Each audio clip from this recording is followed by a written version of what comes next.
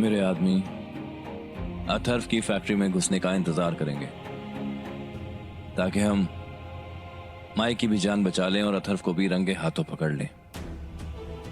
बस मुझे थोड़ा सा वक्त दो, मैं कल सुबह तक सब ठीक कर दूंगा।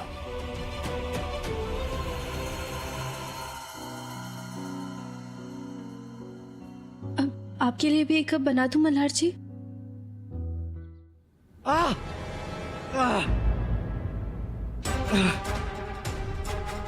डैडी, ताई ताई क्या हुआ? अरे अथर क्या हुआ? अरे बाप रे, बैठ बैठ यहाँ बैठ। पल्लवी पोस्टर बॉक्स लेके आ। एक आलिम, बैठ, आराम से आराम से।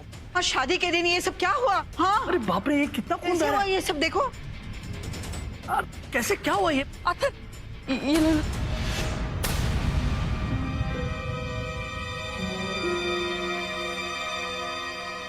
मैंने तो अपने आप को बहुत बचाने की कोशिश की डैडी, लेकिन फिर भी चाकू आराम घुस से गया। आराम से। अरे बाप रे, बहुत खून बह रहा है। हो ना? लगता है डॉक्टर को बुलाना पड़ेगा। परशा, डॉक्टर को बुला जल्दी। बाबर साहब, oh my God. Sir, commissioner साहब क्या है ये? मल्हार ने सही कहा था कि मेरी जान को खतरा है, और मैं भी बोल रहा था आपसे कि मुझे डर लग रहा है, लेकिन आपने मेरी बात सुनी ही नहीं। आपने बोला था कि मल्हार है, फिक्र करने की जरूरत नहीं है, तो अभी क्या है? मैंने तो झूठ कहा था कि अथर्व की जान का खतरा है ताकि मैं यहां से ड्यूटी से छूटकर घर से बाहर जा सकूं। कैसे नहीं सोचा मैंने कि अथर्व मेरी चाल मुझ पर उल्टी चलेगा। कमिश्नर साहब, अगर मल्हार अथर्व की रक्षा के लायक नहीं था तो आपको किसी दूसरे काबिल ऑफिसर को भेजना चाहिए था ना। मेरी समझ में नहीं आ रहा मल्हार कि तुम्हारे रहते कैसे कोई बाबर साहब पर हमला कर सकता है। मुझे तुमसे ये उम्मीद नहीं थी मल्हार। मैं कुछ नहीं जानता कमिश्नर साहब, आप बस मेरा बंदोबस्त बढ़ा दीजिए। ऐसा ना हो कि शादी वाले दिन ही मेरा। अरे नहीं, अरे बाप, शुभ शुभ बोला करो बेटा। हाँ ना। मल्हार, तुम्हारे अंदर जितनी भी फोर्स है उन सबको यहाँ बुलवा लो। आज तुम्हारे सारे इंस्पेक्टर्स और हवलदार सिर्फ बाबर साहब की सिक्योरिटी पर तैनात रहेंगे। लेकिन सर आप, ये मेरा ऑर्डर है मल्हार।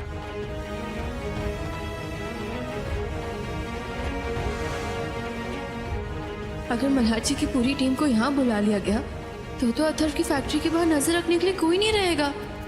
फिर तो अथर्व भाई की लोकेशन डेफिनेटली बदल देगा। Okay sir. बाबर साहब, यू प्लीज टेक केयर, मैं चलता हूँ।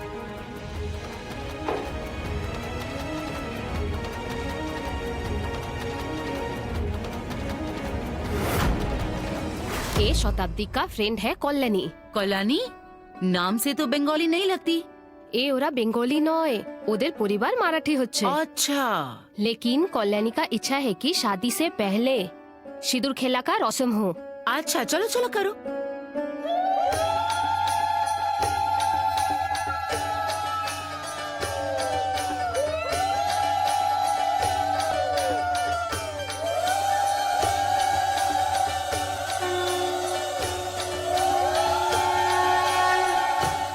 और सब आप बैठिए, मैं समझाता हूँ। बैठिए बैठिए। ये कल्याणी की दोस्त है शताब्दी, और उसके रिश्तेदार आए हैं। इन लोगों में शादी से पहले सिंदूर के साथ होली खेलने की रस्म होती है। तो कहते हैं कि दुल्हन के लिए बहुत शुभ होता है। हाँ, अब अथर्व ने अलग अलग कल्चर्स के हिसाब से रस्में की हैं, तो कल्याणी ने सोचा कि एक रस्म बंगाली प्रथा के हिसाब से भी की जाए। पंडित जी कह रहे थे कि ये बहुत शुभ होता है ना पंडित जी? आज का दिन बहुत शुभ है आओ साहब। आज के दिन सुहागिनें शादी वाले घर में सिंदूर से होली खेलते हैं, जिसे बंगाली में सिंदूर खेला कहते हैं। सिंदूर नॉय पंडित जी, सिंदूर खेला। अच्छा, अरे मैं वही कहना चाह रहा था, सिंदूर खेला। आओ साहब, माना जाता है सिंदूर से होली खेलना नवविवाहित जोड़े के लिए शुभ होता है।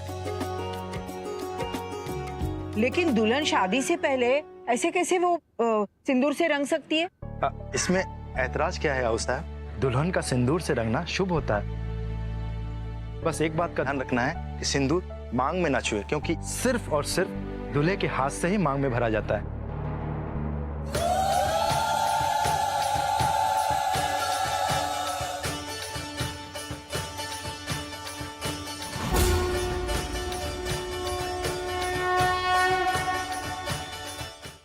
कमाल हो गई।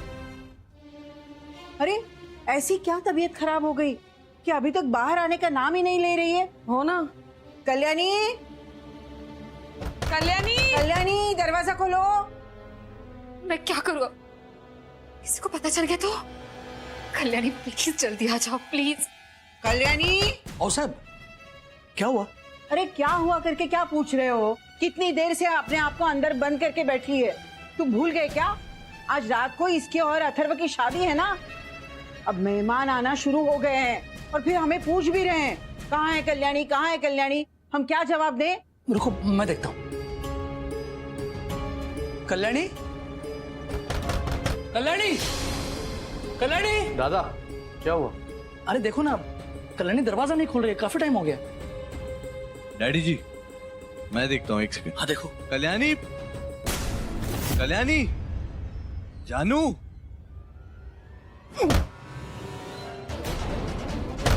आराम से। कल्याणी,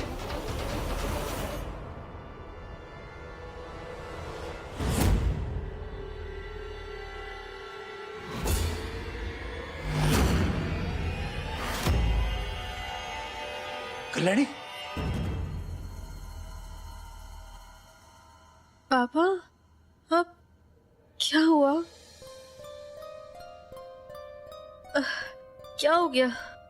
मैं सो रही थी, वो बाहर तो वो सिंदूर। कल्याणी हम कब से आवाज लगा रहे हैं, दरवाजा खटखटा रहे हैं, तुमने सुना नहीं? मुझे चिंता हो रही थी। तू ठीक तो है? पता नहीं पापा, मुझे याद है मैं बाहर थी, वो सिंदूर वाली रस्म चल रही थी और वो जो सिंदूर उड़ा रहे थे ना, वो इनहेल करने की वजह से मेरी सांस अटक गई। सांस लेने नहीं हो रहा था मुझे और फिर मुझे कुछ याद नहीं है। अभी बस मैंने आप लोगों की आवाज सुनी और मेरी आंख खुल गई। देखो अनुप्रिया जी यहीं घर के परिसर में है, अब हम जानते हैं। तुम अंदर चुपचाप जाना और संपदा की जगह सर पे घूंघट लेकर बैठ जाना। किसी को कुछ पता नहीं लगना चाहिए और शादी के लिए तैयार हो जाना। बाकी मैं मल्हार से बात कर लूंगा, हम अनुप्रिया जी को ढूंढ लेंगे। याद रहे अथर्व को कानो कान खबर नहीं होनी चाहिए। हाँ काका। चिंता मत करो, आज शादी से पहले अनुप्रिया जी हमारे साथ होंगी।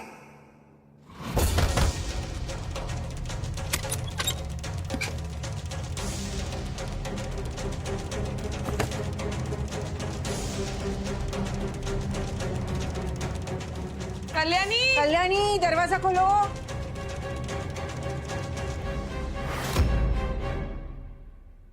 प्लीज गणपति बप्पा, मेरे पास बस आज शाम तक का ही टाइम है।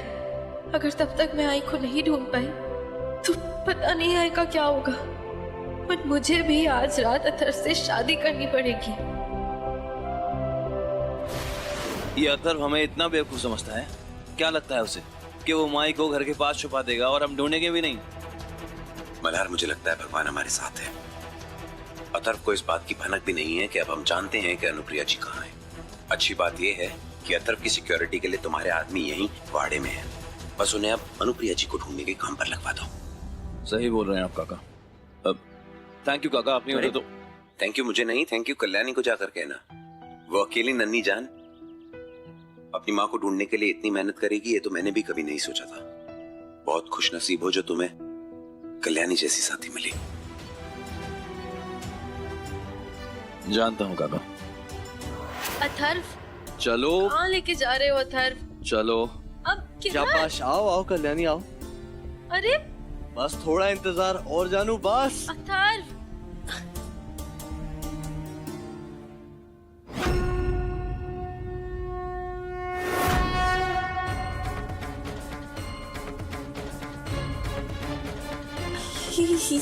ये सब सरप्राइज। कैसा लगा? देखा कल्याणी, अथर्व ने एक रात में तुम्हारी शादी के लिए कितनी अच्छी तैयारी की है। माँ की मूर्ति बहुत सुंदर है ना कल्याणी? तुम ही चाहती थी ना कि तुम्हारी दोस्त की तरह तुम्हारी शादी में बंगाली रस्में हो। तो अथर्व ने सोचा क्यों ना फेरे माँ की साक्ष्य में लिए जाए। तुम्हारी सोशल मीडिया के लिए अच्छी तस्वीरें मिल जाएंगी। देखा तुम्हारे पसंद नापसंद का अभी से ख्याल है अथर्व को? जानू 1 घंटा और 1 घंटे में हमारी शादी हो जाएगी कल्याणी।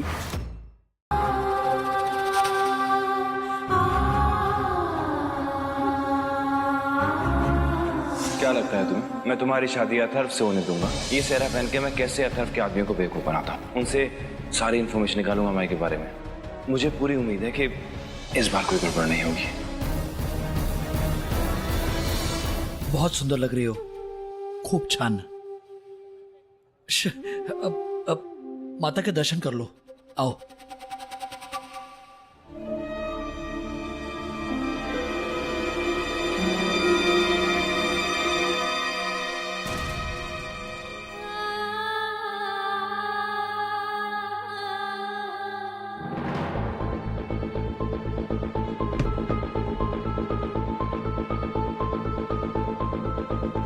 नहीं होने दूंगी मैं। जब तक मैं जिंदा हूँ तब तक मैं अथर्व की शादी किसी और के साथ नहीं होने दूंगी। वैसे भी ये शादी रात को होने वाली थी ना कल्याणी, तो ये अब दिन में क्यों हो रही है? संपदा, पिल्लू पिल्लू कैसा है तू? हाँ देखो संपदा, ज्यादा टेंशन मत लो, ठीक है? मैं ये शादी किसी भी हाल में नहीं होने दूंगी। हाँ ठीक है? फिर अच्छा, अब मैं जब खड़ी हो जाऊंगी ना तो मुझसे लड़ने का नाटक करना, ठीक है संपदा? कैसी औरत हो तुम? कोई इतना गिरा हुआ कैसे हो सकता है? अरे दिखाई नहीं दे रहा क्या तुम्हें? शादी के मंडप तक पहुंच चुकी हूँ मैं, शादी होने वाली है मेरी। अब तो मुझे पिल्लू की धमकियां देना बंद कर दो ना। और एक बात सुन लो संपदा, अगर शादी के मंडप तक मैं आ चुकी हूँ ना तो अथर्व के साथ शादी भी करके ही रहूंगी। देखो कल्याणी, तुम बहुत गलत कर रही हो। तुम्हें मेरी बद्दुआ लगेंगी। अगर तुमने ये शादी की ना तो तुम इस शादी में खुश नहीं रह पाओगी, समझी तुम? अब बस भी करो संपदा, अगर तुम हमारी खुशियों में शामिल नहीं हो सकती ना तो कम से कम इस घर की खुशियों को ग्रहण तो मत लगाओ। और तुम यहाँ नहीं रुकना चाहती हो तो जा सकती हो। आओ साहब, ये आप गलत कर रही हैं। आप ऐसे जबरदस्ती अथर्व के साथ इसकी शादी नहीं कर सकती। एक बात तो आप भी जानती हैं, इस शादी में ना अथर्व खुश रह पाएगा और ना ही ये कल्याणी खुश रह पाएगी। हम नहीं मानते, कल्याणी समझदार है, वो अपना भला बुरा जानती है। और रही बात अथर्व की, तो अथर्व तो इस शादी से बहुत खुश है। आओ साहब, लगता है मल्हार जी आ गए। बस किसी को शक ना हो कि सेहरे के पीछे अथर्व नहीं बल्कि मल्हार जी है।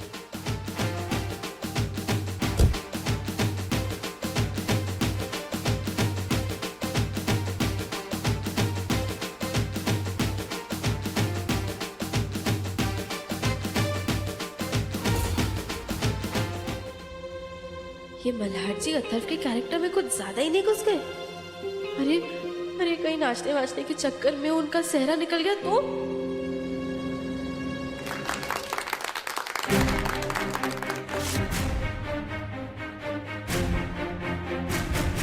आपने देखा कितना अच्छा नाचता है हमारा अथर्व।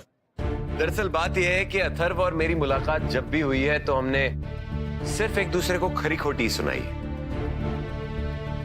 लेकिन अब कल्याणी ने अगर अथर्व को पसंद किया है और कल्याणी के दिल ने अथर्व को ही चाहा है तो अब मेरे दिल में इसके लिए कोई नाराजगी नहीं है। आखिर ये कल्याणी की पसंद है। कल्याणी, एक सेकंड।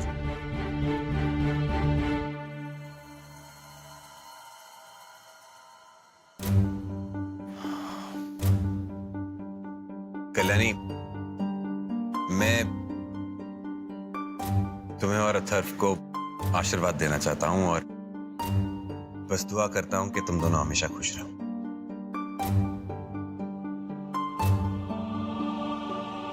मल्हार, अथर्व के आदमी यही है। अरे मायूस हो गया है क्योंकि इसके परिवार से कोई बड़ा नहीं आया। दिल छोटा मत करो अथर्व, आज तुम्हारी शादी में मैं बड़ा बनकर तुम्हें आशीर्वाद दूंगा। अथर्व के आदमियों को लग रहा है कि सेहरे में अथर्व है। इसका फायदा उठा के हम उनसे बात निकलवा सकते हैं कि उन्होंने अनुप्रिया जी को कहां छुपाया है।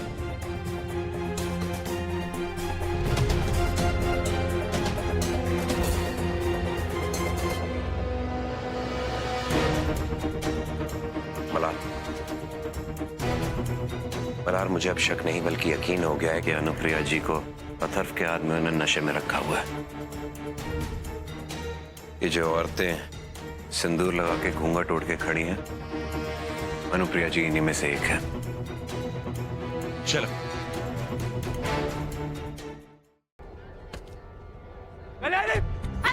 अगर तुम आगे बढ़े ना तो फिर मुझसे बुरा कोई नहीं होगा। और देखो अंदर मैंने कहा मेरे पास होता ना।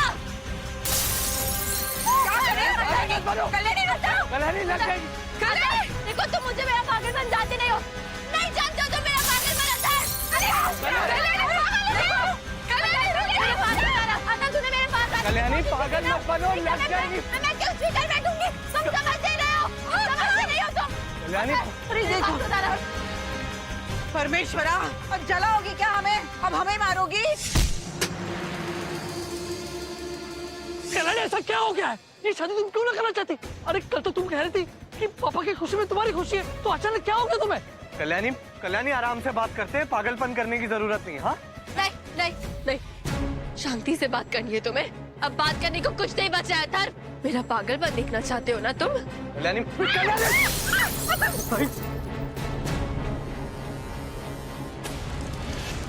रुको कल्याणी, देखो क्या कर रही है।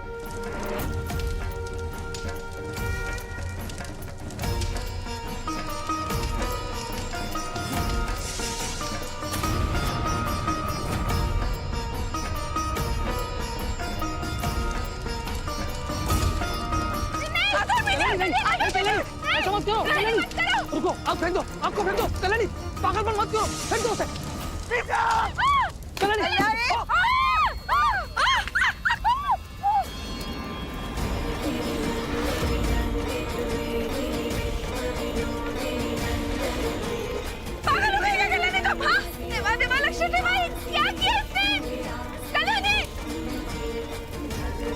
हे देवी माँ, आपने शादी रोकने में मेरी हेल्प की, मुझे भागने का साइन दिया, लेकिन अब आई का क्या? प्लीज देवी माँ, आई को भी आपको ही बचाना होगा। आप एक माँ होकर मुझे अपनी माँ से अलग नहीं होने दे सकती ना।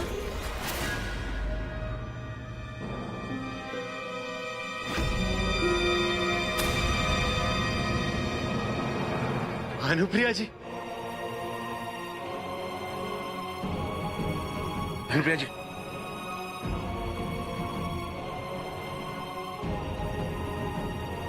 संभाल।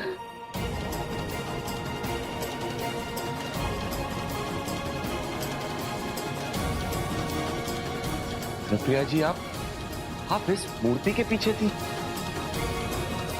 और मैं आपको न जाने कहाँ नहीं ढूंढा। कल्याणी, कल्याणी, अनुप्रिया जी, कल्याणी यहाँ से भाग गई है। वो उस राक्षस से शादी नहीं करेगी। अथर्व ने आपकी जान की धमकी देके कल्याणी से जबरदस्ती शादी करने की कोशिश की थी। नहीं सार्थक जी, अथर्व पे भरोसा नहीं कर सकते हम। वो कल्याणी को इतनी आसानी से भागने नहीं देगा। हमें इस शादी को रोकना होगा। हाँ। अरे क्या कर रहे हो तुम?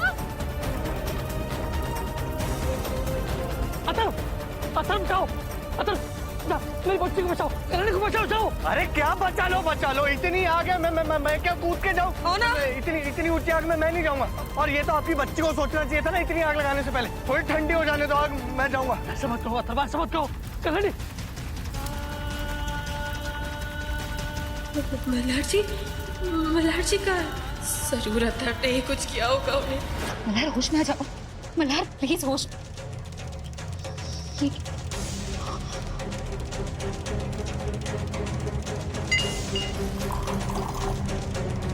देखो मल्हार प्लीज होश में आ जाओ, आगे खोलो। अगर तुमने आगे नहीं खोली ना तो वहां तक कल्याणी से शादी करेगा। डालो जल्दी।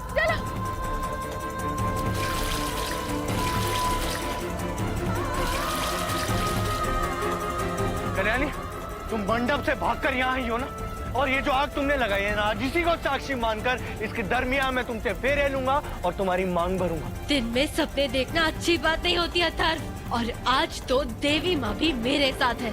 आज कोई जबरदस्ती नहीं कर पाओगे मेरे साथ। देखते हैं कल्याणी, देखते हैं। कल्याणी बचाओ अपने आप को, क्या पागल बना है ये कल्याणी। कल्याणी अब तुम क्या करोगी? अभी 2-4 मिनट में तो ये आग बुझ जाएगी। फिर तो तुम्हारी मांग भरने से मुझे कोई नहीं रोक सकता ना। रोक पाएगा कोई? जिंदा बचोगे तब शादी कर पाओगे ना कल्याणी से।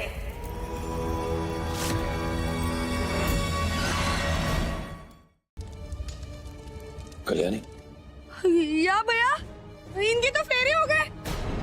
पहले मांग भर दी और अब फेरे। आता कहाँ है? हाँ क्या?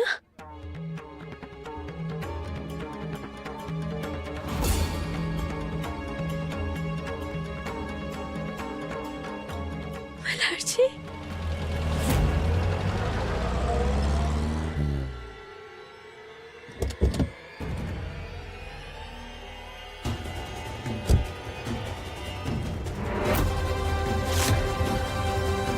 जज साहब,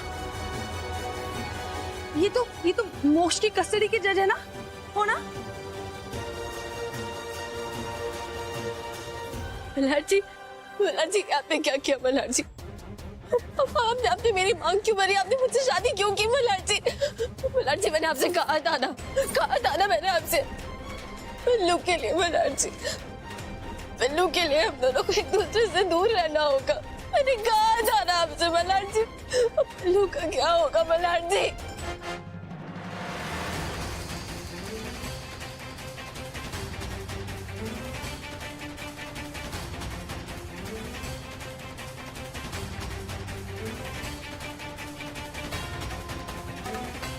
जज साहब देख रहे हैं? देखिए जज साहब, अपनी आंखों से देखिए सरेआम क्या चल रहा है। जज साहब ये जो आदमी है ना मल्हार राणे, इस आदमी ने इस लड़की कल्याणी के साथ कभी रिश्ता तोड़ा ही नहीं जज साहब। और बच्चे की तो कोई फिक्र ही नहीं है जज साहब। ये मोक्ष के बारे में कभी सोचा ही नहीं। देखिए क्या ये अग्नि के समक्ष फेरे और ये मांग में सिंदूर, क्या हो रहा है जज साहब? बोलिए।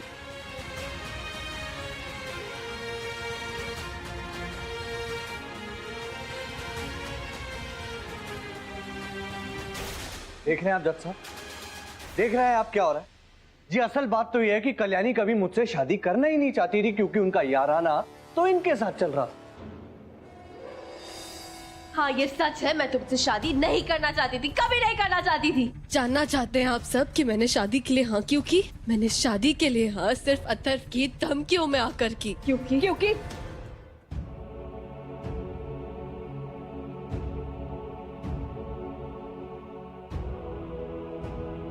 क्योंकि अथर्व ने मेरा अपहरण किया था जज साहब।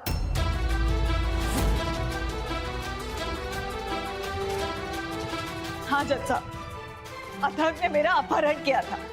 मैं ये शादी रोक न सकूं, इसलिए जगह जगह पर कैद करके रखा था इसने। कल्याणी, मल्हार और सार्थक जी तो मुझे छुड़ाने के लिए ये सब कर रहे थे। कल्याणी अथर्व से कभी शादी नहीं करना चाहती थी। ये तुम क्या कह रही हो? अथर्व ने तुम्हें किडनैप किया था? हाँ। अरे पर तुम तो बनारस में थे ना? बनारस? हाँ।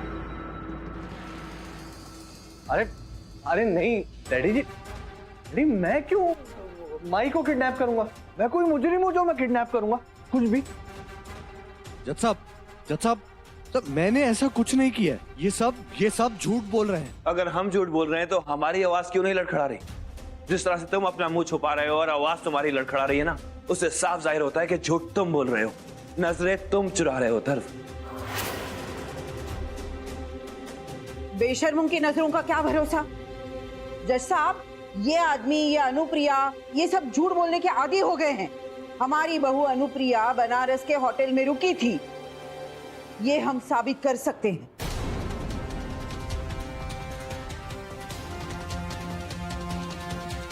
हेलो मिश्रा जी, हमारी बहू आपके बनारस वाले होटल से कितने बजे निकली थी? मैडम तो कल शाम को ही निकली थी आओ साहब। कल रात की गाड़ी थी उनकी औरंगाबाद के लिए।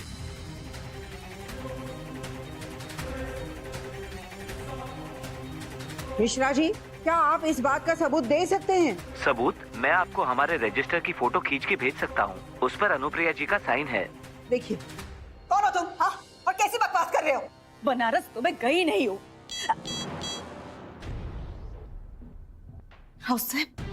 हाँ साहब, आप इस हद तक गिर गई हो कि आप इस अथर्व का साथ दे रही हो। अनुप्रिया, अनुप्रिया, कौन साहब से इस तरह बात करने की हिम्मत कैसे हुई तुम्हारी? अतुल, दूर से बात करो। खबरदार जो अनुप्रिया जी के साथ बदतमीजी भी की तो। तब तक तुम जज साहब देखिए, इनके लड़ाई झगड़े तो चलते ही रहेंगे, लेकिन आप मेन मुद्दे से प्लीज दूर मत होना। आपके फैसले का मान रख के मैंने इस आदमी के साथ खुश रहने की बहुत कोशिश की, सिर्फ और सिर्फ अपने बच्चे के लिए।